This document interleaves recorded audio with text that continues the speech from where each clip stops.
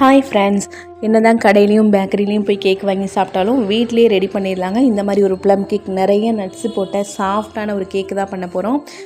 இதே மாதிரி கேக் நீங்களும் உங்கள் வீட்டில் ட்ரை பண்ணி சாப்பிட்டு பாருங்கள். டேஸ்ட் அல்டிமேட்டாக இருக்கும். வாங்க எப்படி பண்ணுறதுன்னு சொல்லிட்டு இந்த வீடியோவில் பார்க்கலாம்.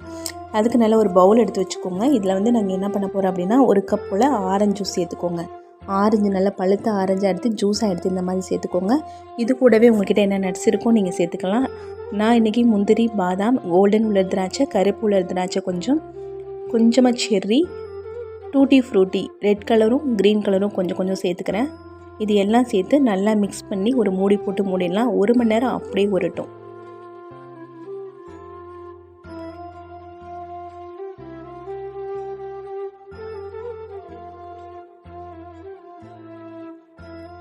ஏன் இந்த மாதிரி ஊற வைக்கிறோம் அப்படின்னா, அந்த நட்ஸோட சாஃப்ட்னஸ் அப்படியே இருக்கும். ஸோ அதனால தான்.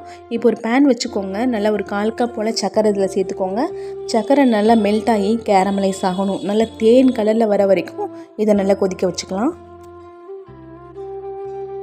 ஒரு 5 நிமிஷம் இந்த மாதிரி கிளறி விட்டிங்க அப்படின்னா நல்லா தேன் மாதிரி வந்துடும்.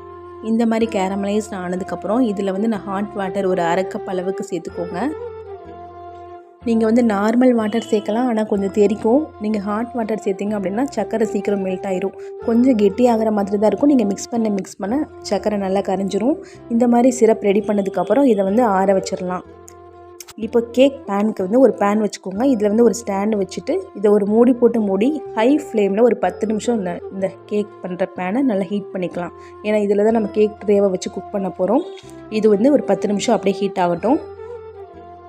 இப்போ ஒரு மிக்சிங் பவுல் எடுத்துக்கோங்க. இதில் வந்து காய்ச்சி ஆற வச்ச பால் ஒரு 1/4 கப் போல் சேர்த்துக்கோங்க. இது கூடவே வாசனை இல்லாத எண்ணெய், உங்கள்கிட்ட ரீஃபைண்ட் ஆயிலோ சன்ஃப்ளவர் ஆயிலோ இருந்தால் அதையும் சேர்த்துக்கோங்க. ஒரு 2 ஸ்பூன் கிட்ட பட்டர் சேர்த்துக்கோங்க. இது 3ஐயும் சேர்த்து நல்லா பீட் பண்ணி எடுத்துக்கோங்க. நல்லா மிக்ஸ் பண்ணி விட்டுக்கோங்க. இன்றைக்கி நம்ம எக் எதுவும் ஆட் பண்ணலை. இந்த மாதிரி நல்லா மிக்ஸ் பண்ணதுக்கப்புறம் ஒரு ஜல்லடை வச்சுக்கோங்க. இதில் வந்து 1 கப் போல் மைதா ஆட் பண்ணிக்கலாம். மைதாவை சேர்த்து நல்லா சலிச்சு எடுத்துக்கலாம்.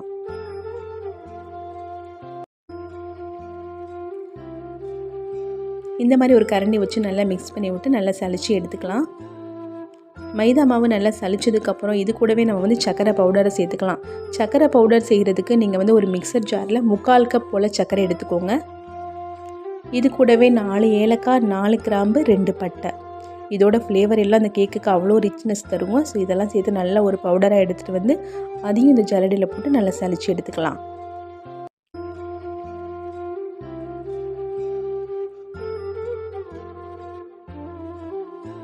இந்த மாதிரி சலிச்சு எடுத்துக்கலாம். இது கூடவே பேக்கிங் பவுடர் 1 ஸ்பூன் சேர்த்துக்கிறேன். பேக்கிங் பவுடர் ஒரு 1/2 டீஸ்பூன் சேர்த்துக்கிறேன். இது கூட ஒரு பிஞ்ச் அளவுக்கு உப்பு, 1 ஸ்பூன் கிட்ட வெனிலா எசன்ஸையும் இதிலே சேர்த்துக்கோங்க. சேர்த்து இது எல்லாத்தையும் சேர்த்து நல்லா மிக்ஸ் பண்ணி விட்டுக்கலாம். கட்டி இல்லாமல் நல்லா மிக்ஸ் பண்ணி விட்டுக்கோங்க. நம்ம இதுக்குள்ள எடுத்து வச்சுருக்க சுகர் சிரப்பை கொஞ்சமாக சேர்த்து அதையும் மிக்ஸ் பண்ணிக்கலாம்.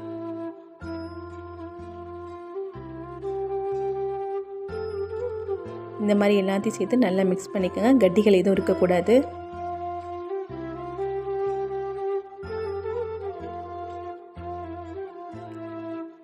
அவ்வளோதான், நம்மளோட கேக் பேட்டர் ரெடி. இந்த கன்சிஸ்டன்சியில் இருக்கும், செக் பண்ணிக்கோங்க. இப்போ நம்ம ஆரஞ்சு ஜூஸ் கூட நட்ஸ் எல்லாம் ஊற வச்சுருந்தோம் இல்லையா, அதையும் இது கூடயே சேர்த்து நல்லா மிக்ஸ் பண்ணி எடுத்துக்கலாம்.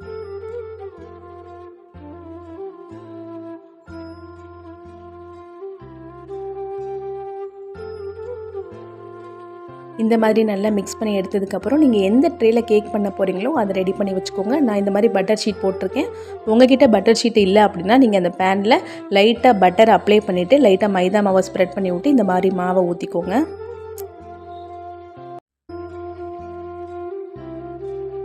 இந்த மாதிரி மாவை எல்லாத்தையும் இதில் சேர்த்ததுக்கப்புறம் இதுக்கு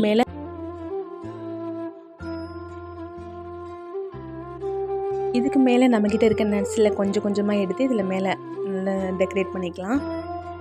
முந்திரி, திராட்சை எல்லாம் போட்டு நல்லா டெக்கரேட் பண்ணி எடுத்து வச்சுக்கலாம். கேக் ட்ரேவை ரெடி பண்ணிடலாம்.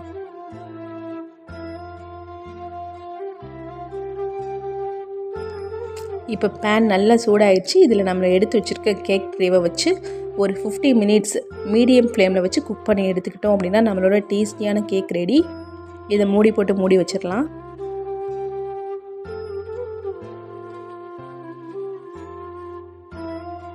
இது ஒரு 50 மினிட்ஸ் நல்லா குக் ஆகட்டும்.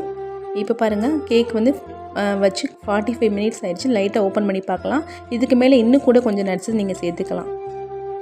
சேர்த்து ஒரு 5 நிமிஷம் அப்படியே மூடிக்கலாம். இப்போ நம்மளோட கேக் ரெடி ஆயிடுச்சுன்னு செக் பண்ணி பார்க்குறதுக்கு இந்த மாதிரி ஒரு நீடில் வச்சு குத்தி பாருங்கள். கேக் வந்து ஒட்டாமல் வந்துச்சு அப்படின்னா நம்மளோட கேக் ரெடி. இதை வந்து வேறொரு பிளேட்டுக்கு மாற்றிக்கலாம்.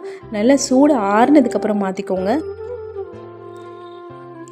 இப்போ ஒரு பிளேட் வச்சு நம்ம எடுத்து வச்சுருக்க கேக்கை வந்து இதில் மாற்றிக்கலாம்.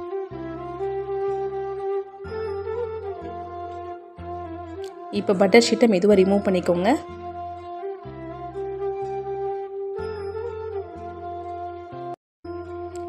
இந்த மாதிரி கட் பண்ணி எடுத்தீங்க அப்படின்னா ரொம்பவே சாஃப்டான ஒரு ப்ளம் கேக் ரெடி. இதே மாதிரி கேக் நீங்களும் உங்கள் வீட்டில் ட்ரை பண்ணி பாருங்கள். இந்த வீடியோ பிடிச்சிருந்தால் லைக் பண்ணுங்கள், சப்ஸ்கிரைப் பண்ணுங்கள். தேங்க்யூ.